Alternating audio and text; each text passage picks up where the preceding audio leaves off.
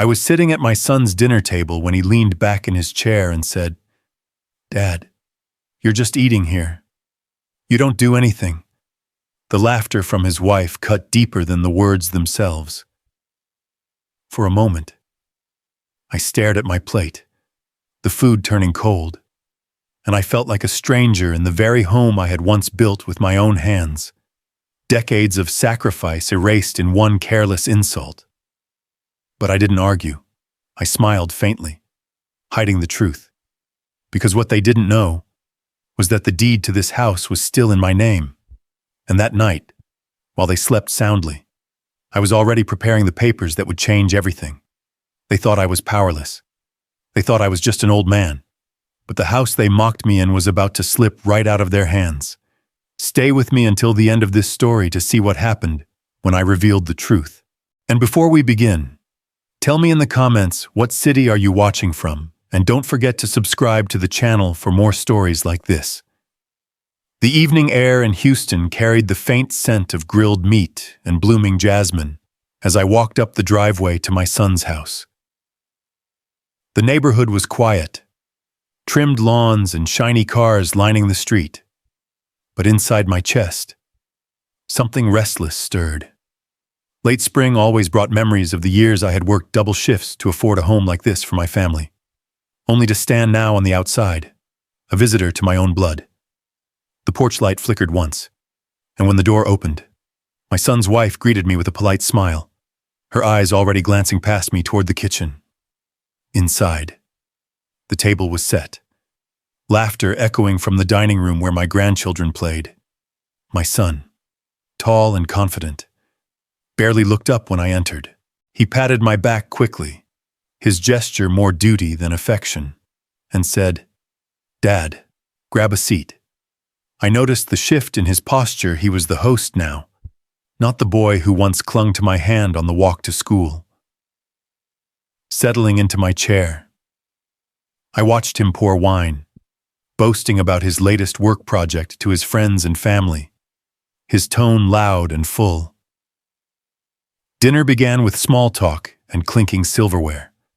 I reached for a piece of bread, breaking it slowly, listening, observing. Then his voice cut through the chatter. "Sharp as a blade, Dad. You just eat. You don't help with anything." The words struck like a slap across the face. A hush spread for half a second before laughter resumed around me, as though no harm had been done. But inside, my chest burned. Memories flooded back, nights spent hauling freight to put food on this very table when he was just a boy. Mornings when exhaustion nearly broke me, but I still rose. For him, he didn't know. Or maybe he had forgotten. I swallowed the bitterness, forced a small smile, and placed the spoon back on the table. The sting of humiliation pressed down, heavier than the years etched into my back. I told myself not to react, not here, not now. My pride bent, but it did not break. I let the moment pass, but the silence carried my ache more loudly than any protest. After a pause, I slid the dish I had brought into the center of the table, a bowl of gumbo, rich with the flavors of my own childhood, steaming with care. It was more than food. It was memory, tradition, love. My son glanced at it, then shook his head. "We don't need that old-fashioned stuff," his wife added, her nose wrinkling as she passed it by. My hand lingered on the edge of the bowl, fingers tightening. Their dismissal wasn't just about the dish. It was about me, the past I represented, the legacy they no longer valued. The laughter of my grandchildren carried on, carefree and bright, while my son continued to talk about money, investments, and plans for the summer. I sat back, folding my hands quietly in my lap, my face giving nothing away. Inside, the ache spread deeper, yet my expression remained still, almost serene. Their voices blurred, each word confirming what I already knew in their story. I was no longer the hero, just a shadow in the background. I studied the room, the paintings on the wall, the polished silverware, the smiles that excluded me.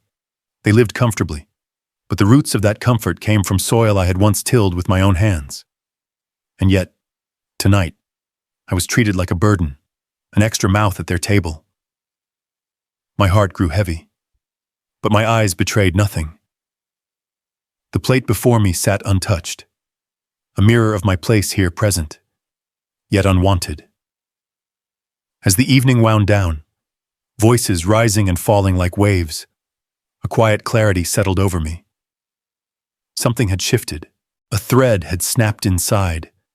Though no one at the table noticed, I leaned back in my chair, looking down at the bread, the gumbo, the wine I hadn't touched.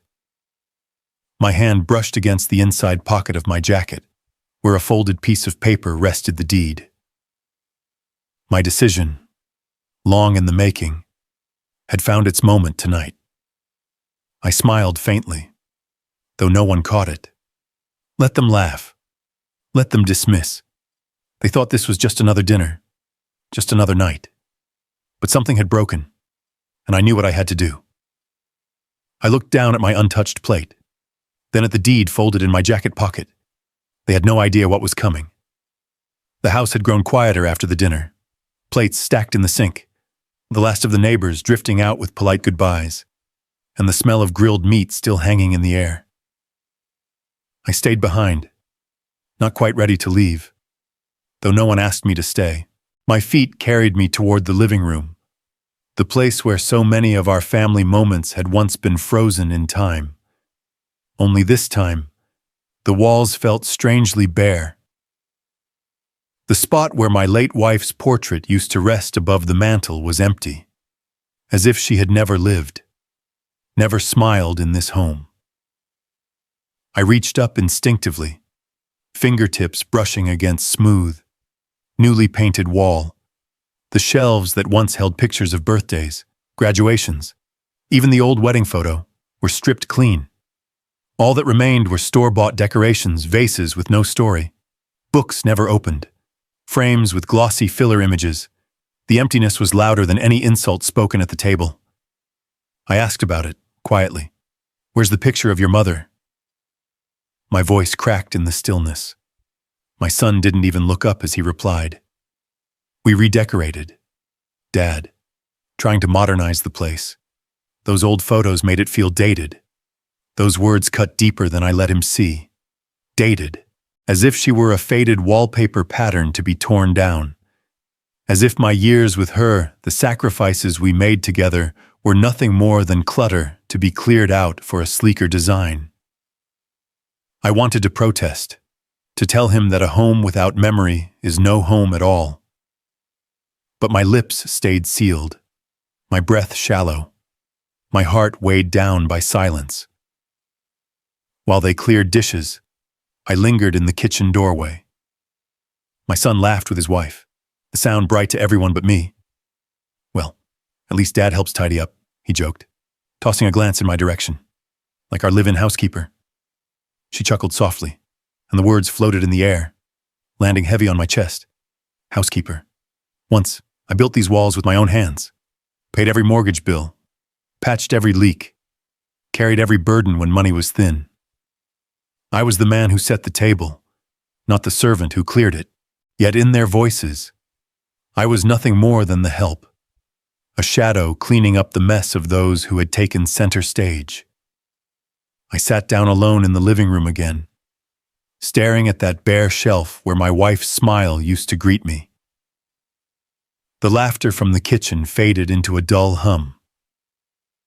No one asked if I wanted dessert. No one even looked my way. Anger pressed against my ribs, but I kept it inside, tucked behind a calm mask. Outbursts would only feed their view of me as old and bitter. Instead, I stared at my hands, rough from years of labor, still steady even as my heart quaked. If they could strip me from the walls, if they could reduce me to a caretaker in the home I had built, what would stop them from erasing me entirely from the deed, from the legacy, from the bloodline I thought I had secured? The thought settled hard and cold. They believed I was too old, too quiet, too grateful for scraps to notice what they were doing. They believed wrong, I kept my face still, my lips sealed, but inside a decision burned. I looked again at that empty wall, then down at my weathered palms. My name still lived in places they had forgotten to check, on papers folded neatly in a drawer, on documents locked away, on truths waiting for their time. They thought they had erased me. They hadn't. The week moved slower than usual, and when another dinner invitation came, I almost didn't go. Still, habit pulled me back to my son's house. The sun had just slipped behind the roofs, and the Texas heat lingered in the air as I walked up their driveway. Through the windows, I could see their laughter, their warmth, but none of it was directed toward me. Inside, the chatter was light. My son and his wife floated from guest to guest, smiling, pouring wine, keeping conversations lively. I sat near the edge of the living room, not far but far enough to be forgotten. Watching them, it felt as though I was no longer part of the frame. Halfway through the evening, my son's business associate showed up, a man in a sharp suit, handshake firm, smile wide. My son clapped him on the shoulder, then gestured toward me. "That's my dad," he said with a grin. "He just eats and relaxes, doesn't do much else." The words were meant to be a joke, but laughter followed, and none of it softened the sting. To them it was light-hearted. To me, it was a public erasure. My chest tightened. Years of sacrifice, the mortgage I carried, the overtime hours, the roof I held together reduced to a punchline. I nodded, forced a faint smile, but inside the ground shifted. The very foundation of my role as father was cracking under their careless laughter. The evening wore on, but something heavier settled in my chest. As plates clattered and glasses refilled, I realized the date. My birthday. 78 years on this earth, and not a word of it was spoken. No candle, no card, not even a mention. They didn't forget the wine brand, the menu for their guests, or the stock prices my son bragged about. But they forgot me, sitting there. I couldn't help but remember birthdays long ago, ones where I worked double shifts just to buy them bicycles, or cakes with too many candles. Their eyes used to light up then. Tonight, no one's eyes even turned my way. I left early, claiming I was tired. Outside, the night air pressed against me, humid but grounding. Each step down the sidewalk echoed louder than the chatter I'd left behind. Somewhere deep inside, a reckoning stirred. They had laughed, dismissed, and now completely erased me. But silence has its uses. I carried it with me like a shield, and within it, I built resolve. They could forget the man, the father, the years, but they would not erase my name. I blew out no candles that night, but in my silence, I lit a fire they would soon feel. The morning sun streamed through the blinds, soft and warm, but it did nothing to ease the tension that had settled inside me.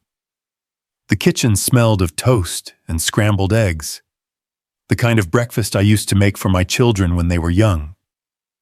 Now, I sat at their table, more a guest than a father, watching as my son and his wife laughed lightly about their weekend errands. The grandchildren chattered between mouthfuls of cereal, their voices sweet and innocent, oblivious to the undercurrent running beneath the room. I smiled at them, but my eyes lingered on the wall where my wife's photo used to hang. The empty space mocked me, a reminder of all that had already been erased. For too long I had swallowed words that burned my tongue. For too long I had told myself that silence was dignity. But that morning, something shifted. I placed my fork down and spoke, steady and clear. "I may be old," I said, my voice carrying across the table, "but I'm not invisible. Do not treat me as though I don't matter." The air paused. Even the children seemed to quiet for a moment, sensing a change in tone. My son looked up, eyebrows raised, more surprised than shaken. His wife pursed her lips, hiding a smile. "Dad," my son chuckled, shaking his head. You worry too much. Just enjoy the food. That's all you need to do. Her voice slipped in softer, but sharp enough to cut. He's just being dramatic again, she whispered, tilting her head toward him. Their words landed like stones. To them, my voice was just noise, my warning nothing more than another complaint from an aging man. I studied their faces, searching for a flicker of recognition, some hint that they had heard me not with their ears, but with their conscience. I found none. The bite of humiliation was bitter, but it was not new. What was new was the resolve that tightened inside me, firmer than bone. I realized then that no matter what I said, they would not listen. Words were wasted on the deaf. I rose from the table slowly, offering no protest, no repeat of my warning. I gathered my plate and carried it to the sink, the clink of ceramic against metal louder than their laughter. Inside, a thought settled with the weight of iron they would only learn when silence became louder than words. Later, in the quiet of my room, I pulled open the old drawer in my dresser. The smell of aged paper drifted up, familiar and grounding. My fingers touched the worn edges of documents that had been mine for decades, deeds, contracts, proof of every sacrifice I had made, proof that beneath their roof, it was still my foundation they stood upon. As I unfolded the papers, a calmness spread through me. They laughed at breakfast, brushing me aside as if I were nothing more than background noise. But in that laughter, they missed the warning, and in my silence, I began to sharpen the knife they would never see coming. The late afternoon sun hung heavy over Houston, painting the backyard in warm, golden streaks. Smoke curled from the barbecue pit as neighbors chatted with easy laughter. Plates piled high with ribs and brisket. From my chair near the edge of the table, I could see it all, the smiles, the clinking glasses, the children darting across the grass. To anyone looking from the outside, it might have seemed like the perfect American Saturday. To me, it felt like standing on the other side of a glass wall, watching a life I once built, now lived by others who no longer recognized the man who gave it to them. My son held court at the head of the table, retelling stories with a laugh just a shade too loud. His wife moved smoothly between guests, offering sides, topping off drinks. Together, they looked every bit the proud hosts, and then, as if casually tossing out a truth everyone already knew. My son chuckled. Dad doesn't do much these days. He just eats and relaxes. The words landed harder than he intended, I'm sure. The neighbors smiled politely, awkward chuckles escaping. But inside, something cut sharp. He thought he was making small talk, but he was chiseling at the last pieces of respect holding us together. I set my fork down, the clatter sharper than the laughter it interrupted. Eyes shifted toward me, the air thickening. I may not carry trays anymore, I said slowly, voice steady, but don't forget I carried this family for decades. My words weren't raised, but they carried a weight that pulled the backyard quiet. Even the children paused, sensing something had shifted. My son's grin faltered for a moment before he forced another laugh. Dad, come on now. That's just old man pride talking. We're just having fun. His wife leaned closer to a neighbor and muttered, not softly enough. He's always clinging to the past. They thought they could turn my dignity into a joke, as though history could be laughed away. But I sat straighter, met their eyes one by one. I am not dead weight. This roof you sit under, this yard you show off, it was my sweat, my years, my sacrifice. Don't mistake patience for weakness. The silence that followed stretched long, heavy, and uncomfortable. No one dared pick up the conversation where it left off. Plates sat untouched for a moment, forks stilled in midair. For me, it wasn't anger boiling anymore. It was clarity. They had brushed off every warning, twisted every word into something meaningless. But tonight, I made sure my voice cut through. This wasn't the shaky complaint of an old man they needed to understand. It was the final line I would draw. I stood then, steadying myself on the arm of the chair. My body may have aged, but my resolve hadn't dimmed. With one last glance at my son's smirk and my daughter-in-law's dismissive eyes, I turned toward the back door. Inside, the quiet waited for me. As I walked away, a thought burned clear and sharp. I had given them one last chance tonight. If they chose not to hear it, then silence would finish the job. They would feel what they had dismissed, and when the lesson came, it would come swift and without warning. The morning sun filtered through the blinds of my small living room when the phone rang. It was Harold, my old friend and lawyer, a man who had stood by me through both loss and small victories in life. His voice was calm, but carried a weight I couldn't ignore. He asked me to come by his office downtown. No details, just a tone that said I needed to see something for myself. The drive into Houston was quiet. The city hummed with its usual weekday rhythm cars lined up at red lights, the faint scent of coffee drifting from corner shops. Yet, inside my chest, there was an unease I hadn't felt in years. By the time I stepped into Harold's office, the click of the door closing behind me sounded heavier than usual, like the seal on a secret. Harold didn't waste time with small talk. He nodded to the chair across from his desk, his expression grave, and slid a folder toward me. The papers inside were neat, crisp, almost ordinary in appearance, until my eyes found the name at the bottom, my name, written in my own handwriting, or at least an imitation of it. I stared at the page, the letters bent and stiff where mine would have flowed, a signature meant to be mine, scrawled at the bottom of documents that tied directly to the house. My son's house. My house. Our house. They filed this last week, Harold said quietly. Your daughter-in-law submitted it. I don't think she expected me to see it cross my desk. The blood in my veins turned cold. They hadn't just insulted me at dinners, mocked me at the table, or erased my wife's photo from the walls. They had tried to erase me on paper, my name twisted into a lie. I kept my eyes on the page, my jaw clenched, but I didn't let the anger break loose. Inside, sorrow welled up sharper than rage.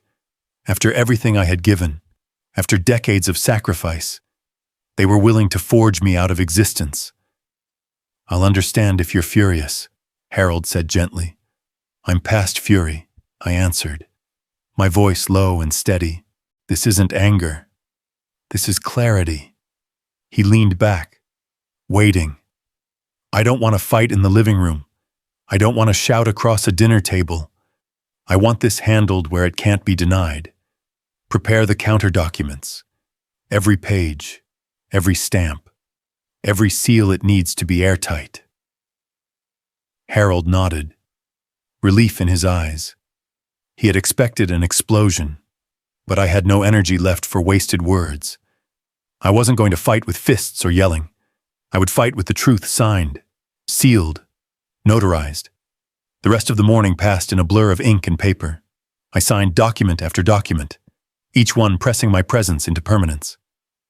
Stamps hit the pages with a solid thud, every mark an anchor against the storm of betrayal. As I lifted the pen, flashes of the past came to me. Nights working double shifts at the factory. Saturdays fixing the roof while my kids played in the yard. The day I signed the first deed. My wife's proud smile lighting up the room. Every moment had led to this one. And now, for once, I was signing not for them, but for myself. When it was done, Harold slid the final stack toward me. The weight of it felt heavier than steel in my hands. Not just paper-proof. My shield, my weapon, my voice. I traced a finger over the embossed seal. This paper is my voice now, I whispered. They won't hear me shout, but they will feel me strike. I slipped the folder into my jacket. As I stood to leave, The quiet resolve inside me solidified. The trap wasn't set with rage. It was set with ink, law, and silence. And soon, it would snap shut. The house was quiet that evening. Too quiet for a place that used to carry the laughter of children, the hum of the fridge, the tick of the clock. Those were my companions now. I sat in the living room, pretending to watch the news, but my ears caught the sound of whispers drifting in from the porch. Neighbors. Their voices were hushed, careful, but I heard enough. Poor man slipping. You know, memories going. They say he doesn't even know what day it is anymore. Each word pressed heavy on my chest. I hadn't forgotten anything. I remembered every sacrifice, every hour of work, every sleepless night for the family that now tried to bury me alive with rumors. The lies weren't born in the neighborhood. They started under my own roof. My son and his wife were spreading them like seeds, hoping they'd take root before the truth had a chance to bloom. The following Sunday, the church hall was packed, folding chairs lined up in neat rows, the smell of coffee and pies lingering in the air. This place had always been my anchor where I was once respected, greeted with handshakes and smiles. But that morning, eyes slid past me. Whispers clung to the air like smoke. My son stood at the front with a stack of papers in his hand, his wife beaming at his side. He spoke smoothly, too smoothly. "We just want to take care of Dad. You know, he's been forgetful, misplacing things, signing things he doesn't remember." We found these papers he signed, giving us responsibility over the house. It's for his own good. Gasps, nods, some sympathetic glances toward me. They believed him, and when he held up those documents, my supposed signature glaring from the bottom, I felt a rush of heat through my veins. My hand clenched around the armrest, nails digging into wood. That wasn't my hand on the paper. It was a lie, a forgery. But I didn't stand, I didn't shout, I stayed seated, face calm, heart steady, though inside a storm raged. If I exploded now, they'd say, "See, he's unstable." So I let him speak. I let them weave their web of lies, thread by thread, as the hall filled with murmurs. When the gathering broke into small groups, I caught fragments of conversations. Poor old man. Must be hard to lose his grip. Sad, really. But at least the kids are taking care of him. Each word dug deeper than the last. I wasn't losing my grip. They were tightening theirs. And these relatives, these neighbors, people who had known me for decades, chose to believe the smooth lies over the steady truth of the man in front of them. I kept my silence, though anger burned like coal in my chest. A lie dressed in ink walks faster than the truth whispered from an old man's lips. That night, back at home, I sat alone in my room. The walls felt closer than ever, pressing against me. But the documents I had signed with my lawyer rested safely in my drawer. Real ink, real seals, real truth. Let them think I was weak. Let them mistake my silence for surrender. It only made the strike cleaner when it came. I whispered into the dim light. They think they've written my ending. They forgot I write my own. The living room was crowded that Saturday afternoon. Every chair dragged from the dining room, and even the folding ones from the garage set in a circle. The air smelled faintly of lemon polish and tension, the kind that hung heavier than any summer heat in Houston. I sat near the window, hands folded, watching as my son ushered in cousins and uncles with a grin that didn't reach his eyes. They all came because he told them we needed to talk about the house. Some came out of curiosity, some out of loyalty, and a few perhaps just to see if I would finally bend. I noticed the way my daughter-in-law positioned herself at his side, smiling sweetly at others, while shooting me looks sharp enough to cut glass. They thought they had the advantage, the numbers, the control. I let the silence stretch until my son finally stood, voice carrying a false confidence. "We all know Dad's been struggling," he said, looking around as though fishing for agreement. "This house is too much for him. The paperwork, the bills. It's better if I take over. For the family's sake." Murmurs moved through the room. My chest tightened, not from age, but from the insult buried in his words. Struggling. The man who worked 3 decades to put a roof over his head. My grip on the armrest steadied me, but my voice rose firm, cutting through the noise. You think age erases me, I asked, every syllable deliberate. You forget who built the ground you stand on. The room stilled, his smile stiffened. My daughter-in-law jumped in quickly, as though rehearsed. No one's forgetting. Dad, but you've been confused. You've misplaced things. You're unstable. It's not safe for you to handle property matters anymore. Laughter soft, nervous spilled from a corner. To them, maybe it sounded like concern. To me, it was the sharpest blade yet. My son nodded along, emboldened by the murmurs.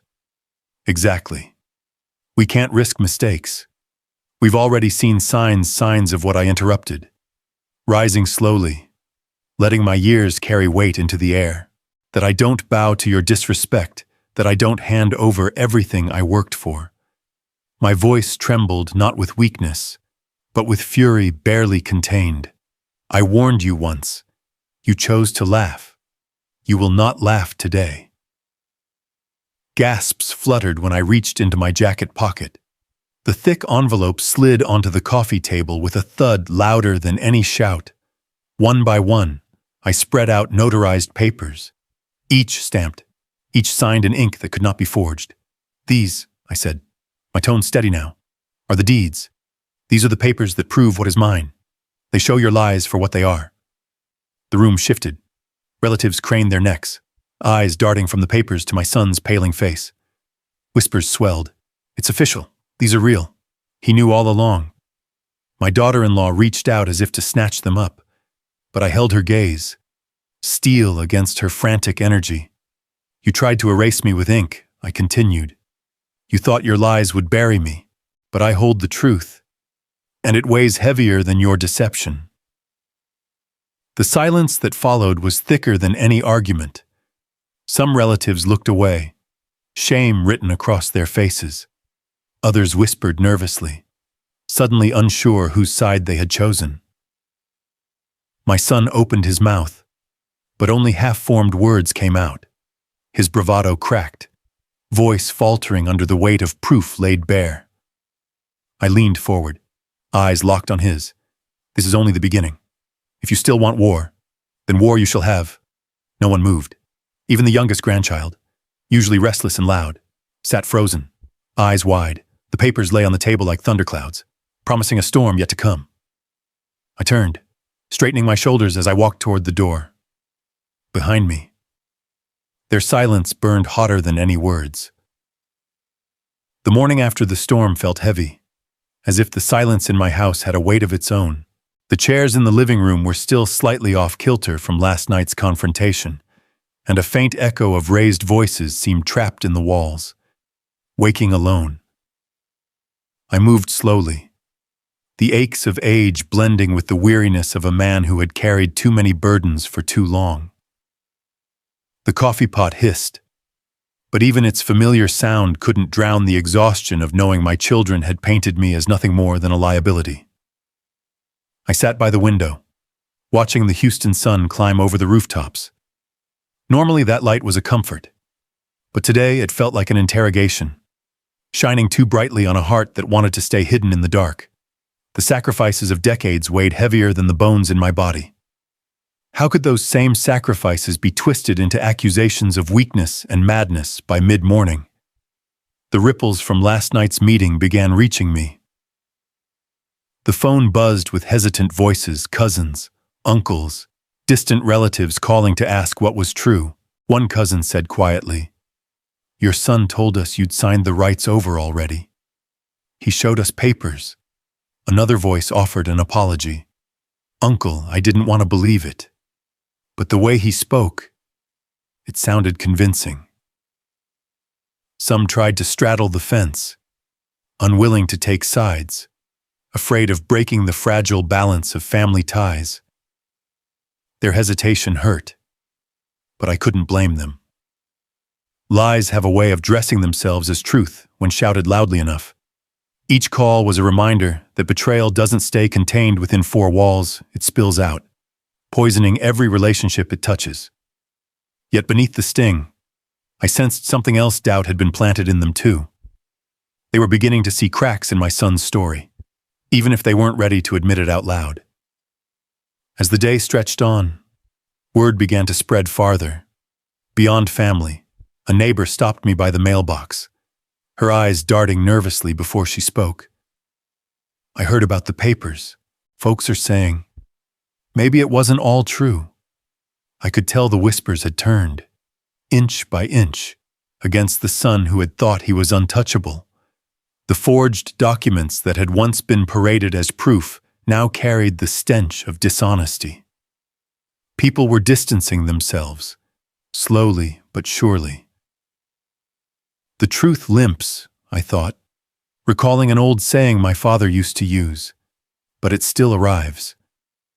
And though vindication began to crawl into the light, it didn't erase the pain left behind. Every time someone repeated the lie, even to discredit it, a bruise bloomed fresh in my chest. That night, in the stillness of my bedroom, the real toll came due. Victory had no sweetness. It carried only the taste of ashes. Even if the community came to see me as honest, the scars of betrayal wouldn't vanish. My son's laughter at my expense, the way my daughter-in-law's voice had dripped with scorn, all of it replayed in the quiet. The wound was not on paper. It was in the heart, carved deep where no legal deed could reach. I leaned back in my chair, staring at a photograph of my late wife. She had been the glue of this family, the one who believed that love and sacrifice could hold us all together. I wondered if she would recognize what her children had become. Near midnight, the phone buzzed again, this time not with a familiar voice but with a message from an unknown number. Just 6 words. "You won this round. But it's not over." The glow of the screen burned against the darkness, and I felt my jaw tighten. Whoever sent it, the meaning was clear. The battle had cracked the mask off their faces, but the war itself was far from finished. I gripped the phone tighter, eyes narrowing, my resolve hardening in the stillness of the room. The war wasn't over. Last night had only cracked the mask. Now I would see the monster's true face. The courthouse smelled faintly of old wood and disinfectant, the kind of place where lives were weighed and measured in silence before a gavel ever struck. Sitting on a wooden bench near the back, I folded my hands together and let the weight of the morning settle in. My son and his wife were a few rows ahead, whispering, their shoulders stiff with the kind of nervousness they couldn't quite hide. I had walked into this place calm, not because I trusted the system completely, but because I trusted what I carried with me: paper, ink, signatures that could not lie. The law might drag its feet, but today I knew it would move in my direction. When the judge finally entered, the room straightened up. My eyes didn't leave the bench as documents were laid out, my notarized papers on one side, their forged ones on the other. Their lawyer spoke quickly, trying to fill the air with words that made less and less sense as the judge flipped through the pages. Then came the crack in their wall. The judge looked over his glasses and asked my son directly, "Are you claiming this signature belongs to your father?" My son stammered. His wife's lips tightened, and for the first time in months, they looked smaller, weaker, cornered. The judge leaned forward. "This is forgery. You both know it." The silence that followed was heavy. I didn't smile, didn't gloat. Inside, a steady calm washed through me like rain on parched earth. I had told myself I wouldn't fight with fists or shouts, I would fight with truth written down. And here it was, unfolding as I always knew it would. When the session ended, the judge issued a stern warning: further attempts to misuse my name or property would invite legal consequence. My son lowered his head. My daughter-in-law's hands shook as she gathered the papers that had betrayed them. Walking out of the courthouse into the Texas sun, I felt a weight lift from my shoulders. Neighbors who had once avoided my eyes now nodded respectfully. A cousin who had doubted me placed a hand on my arm and whispered, "I'm sorry, Uncle. I should have believed you." Their words didn't erase the pain, but they built something back, piece by piece. My dignity was being restored. That night, back at the house, I sat alone with a cup of coffee. The clock ticked softly on the wall. For years, I had given everything, my strength, my sweat, my youth, for the roof over my children's heads, to have been erased, mocked, nearly written out of my own legacy, had cut deeper than any knife. But now, at least, the truth had spoken for me. I wasn't naive. Legal papers could guard my rights, but they couldn't stitch back the trust ripped apart. The scars left behind weren't just in my heart. They were in every memory I had of my son's laughter as a boy. Every moment I had thought was love, but had twisted into greed. I leaned back in the chair, staring at the ceiling, whispering to myself, they'll never strip me of my name again. Then, the knock of reality came, not at the door, but in the mailbox. An unmarked envelope slid through with the day's post. My hands hesitated before opening it. Inside was a single sheet. No signature. No sender. Just words written in block letters. "You may have won today, but this isn't over." The paper trembled slightly in my grip. My heart didn't race, it hardened. Because I knew they were right. Court might have closed its doors for now, but the war of blood and betrayal ran deeper than any legal ruling. The gavel had given me justice, but the battle waiting in that envelope promised something colder, more dangerous. The evening had been quiet, the kind of silence that feels heavier than it should. I sat on the porch, a mug of lukewarm tea in my hands, letting the soft hum of Houston's summer cicadas fill the air. The courthouse battle was still fresh in my mind. Though the law had leaned in my favor, people nodded at me with respect again. Neighbors who once whispered behind my back, now stopping to shake my hand. Dignity had been returned, at least on the surface. But scars don't fade as quickly as a judge's gavel falls. The mail truck pulled away just as the sun dipped below the horizon. I shuffled toward the box, not expecting anything important. Most days it was just bills, junk ads, or the occasional church bulletin. But tonight, there was one envelope, plain, unmarked, with no return address. It rested on top of the stack like it was waiting for me, like it knew its timing mattered. I held it in my hand, feeling its weight, heavier than paper should be. Not in ounces, but in presence. My gut twisted. Last time an envelope came unmarked. It carried a veiled threat. But this one felt different. Inside, I told myself, you'll never know until you look inside. Yet I hesitated, my thumb running along the sealed edge. Maybe leaving it unopened would keep the peace I'd fought to rebuild. But curiosity gnawed at me, the way hunger gnaws at an empty stomach. Finally, I tore it open. The paper inside wasn't typed like the forged documents I'd seen before. It was handwritten. The loops and slants of the letters hit me like a blow. I recognized them instantly. My late wife's handwriting. I froze, chest tightening. The first line read, "If you're reading this, it means the truth has come too late for me to explain in person." The words blurred as my eyes filled. She had written this years ago, tucked away, only to surface now. My hands shook as I read on. She spoke of a deal she had made with our son behind my back, something about the house, the property, and her fear that I was too stubborn to let go of control. She had thought she was protecting the family by preparing for the future, but the way she described it, I realized she had planted the seeds of everything unraveling now. I whispered out loud, "No, you didn't. Every sacrifice, every hour of overtime, every nail I hammered into that house, it was meant to hold us together. And she, the woman I loved more than life, had signed away pieces of it in secret." My son hadn't just turned greedy overnight. He had inherited a blueprint for betrayal. I sat back hard in my chair, the letter trembling in my grip. My chest felt hollow, as though the years themselves had been stolen. I had fought so hard to defend my honor, only to find that the first cut had come from the person I trusted most.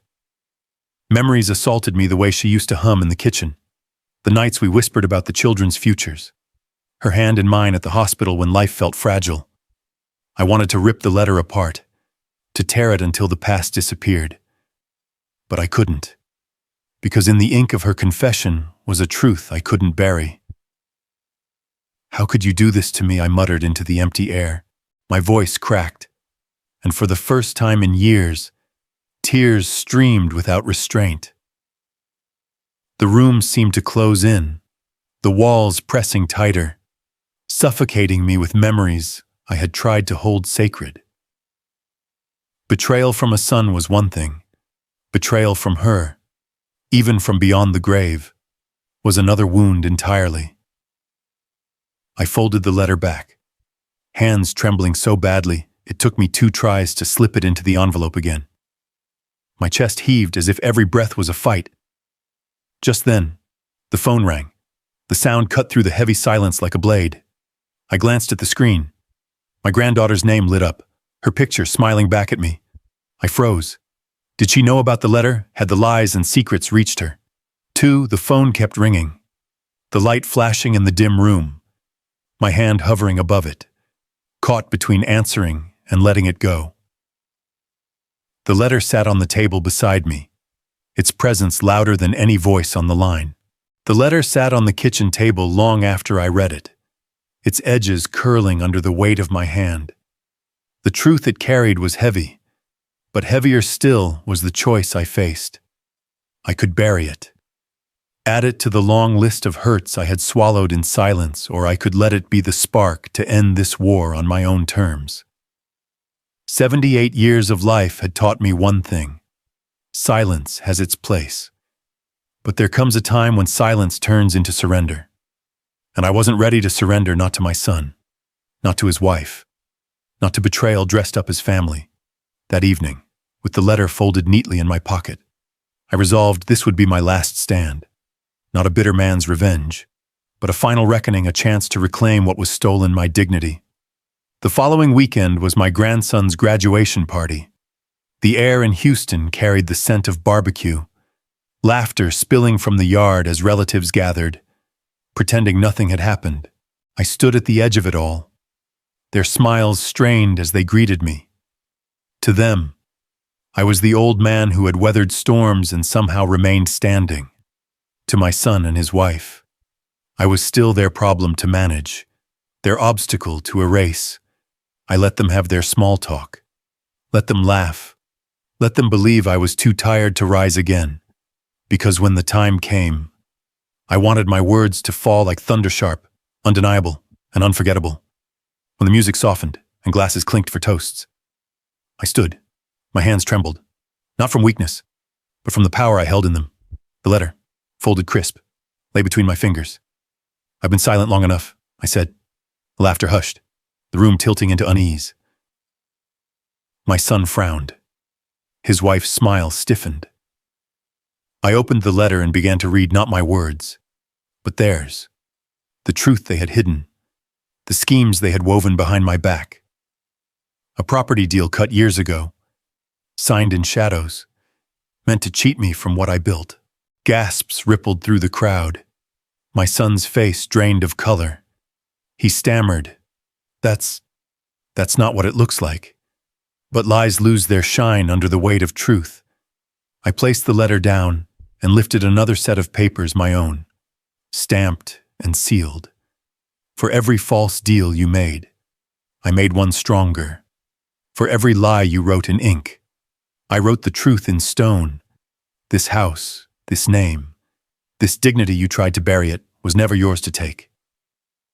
The silence was sharp, broken only by the whispers of relatives now turning their eyes on the betrayers. For years, I had been painted as the burden, the old man who only ate and gave nothing. Tonight, I painted them for who they were, greedy children who had forgotten the hands that raised them. And then I delivered the final blow. My legacy will not line the pockets of betrayal. It will go to where love still lives, whether that be to my grandson, who still looks at me with respect, or to a community that needs shelter more than greed needs another house. Their faces twisted, my son's pride crumbling, my daughter-in-law's voice caught in her throat. The justice wasn't in courtrooms alone, it was here, in front of every eye that once judged me. As the party staggered back into uneasy motion, I stepped away. No need to shout. No need to fight anymore. My words had struck deeper than anger ever could. On the porch, with the night closing in, I breathed in slow and steady. The war was over, at least for me. Scars remained. Yes, betrayal leaves its mark, but dignity that was mine again, unbroken. I turned to leave, my voice steady as I offered my last truth: family isn't blood alone. Family is love, respect, and truth. And those who forget that lose the right to call themselves family.